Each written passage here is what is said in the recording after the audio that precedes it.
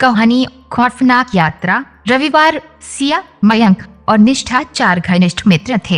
एक गर्मी की छुट्टी में उन्होंने एक हिल स्टेशन पर यात्रा करने का निर्णय लिया। उनकी योजना थी कि वे कुछ दिन वहां बिताएंगे और अपनी दोस्ती के बंधन को और मजबूत करेंगे। सभी ने अपने बैग पैक किए और रविवार ने गाड़ी की चाबी उठाई। चलो जल्दी करो, हमें सूरज ढलने से पहले निकलना है, उसने कहा। सिया ने मुस्कुराते हुए कहा, मैंने सुना है वह जगह बहुत खूबसूरत है, मयंक ने मजाक में कहा। और शायद भूतिया भी। जैसे जैसे वे यात्रा कर रहे थे, रास्ता और भी सुंदर होता जा रहा था। पेड़, पहाड़ और हरियाली का नजारा अद्भुत था। लेकिन जैसे जैसे वे गहरे जंगल में दाखिल हुए, वातावरण में एक अजीब सी खामोशी छा गई। क्या तुम सबको ये खामोशी अजीब नहीं लगती? निष्ठा ने पूछा। हाँ, लेकिन ये सिर्फ एक भ्रम है, मयंक ने कहा। उसे थोड़ा डर लग रहा था। सिया ने निष्ठा के हाथ को पकड़ते हुए कहा, चिंता मत करो, सब ठीक होगा, हम एक साथ हैं। वे एक पुराने रिसोर्ट में पहुँचे जो बहुत ही खूबसूरत लेकिन जर्जर अवस्था में था।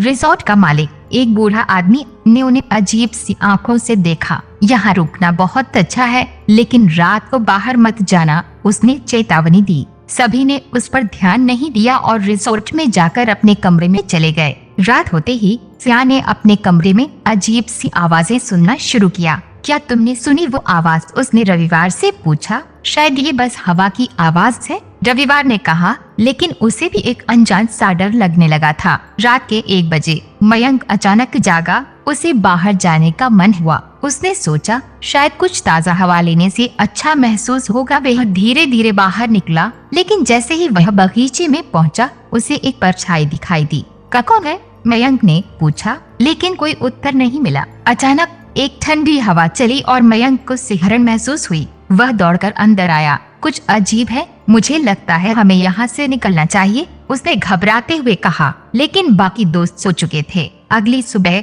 सबने मयंक की बातें अनसुनी की, लेकिन जब वे बाहर गए तो उन्हें रिसोर्ट के पास एक पुराना खंडहर जैसा घर दिखाई दिया। चलो वहाँ चलते हैं, सिया ने उत्सुकता से कहा। जब वे उस घर के अंदर गए तो उन्हें वहाँ पर एक पुरानी किताब मिली। किताब में एक कहानी थी जिसमें उस जगह के भूतों का जिक्र था। क्या ये सब सच है? निष्ठा ने कहा। हम सिर्फ एक कहानी पढ़ रहे हैं, रविवार ने कहा। लेकिन सिया के मन में डर का एक बीज अंकुरित हो चुका था। जैसे ही शाम हुई, सिया और रविवार के बीच की नजदीकियां बढ़ने लगी। रविवार ने सिया के हाथ को धीरे से पकड़ते हुए कहा, तुम जानती हो मैं हमेशा से तुम्हारी तरफ आकर्षित रहा हूँ। सिया ने शर्माते हुए कहा, मैं भी तुम्हें पसंद करती हूँ। लेकिन अचानक एक तेज चीख ने उनके इस पल को तोड़ दिया। सब डर गए और बाहर भागे। बाहर उन्होंने देखा कि मयंक और निष्ठा ने एक लड़की को देखा था जो वहाँ खड़ी थी। उसका चेहरा पीला था और आंखें गहरी थीं। वो कौन है? निष्ठा ने डरते हुए पूछा।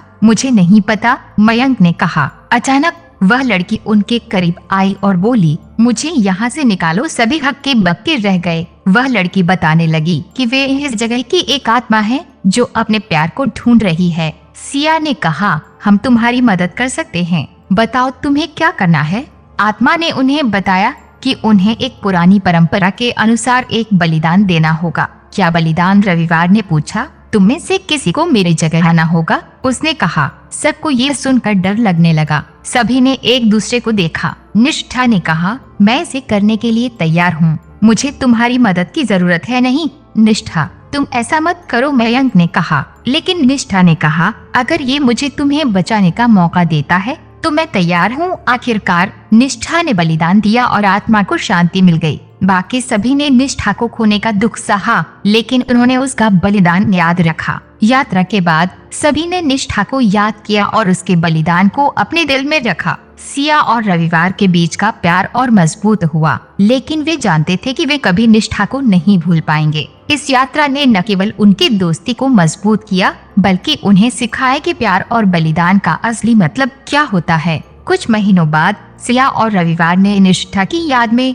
एक स्मारक बनाया जहां वे उसे श्रद्धांजलि देते थे। मयंक ने भी खुद को उस अनुभव से बाहर निकालने का प्रयास किया। उन्होंने तय किया कि वे कभी भी निष्ठा की याद को नहीं भूलेंगे और उसकी याद में जीवन बिताएंगे। कहानी खत्म होती है, लेकिन एक नए सफर की शुरुआत होती है। प्यार, दोस्ती और बलिदान के बीच की अनकही दास्तान।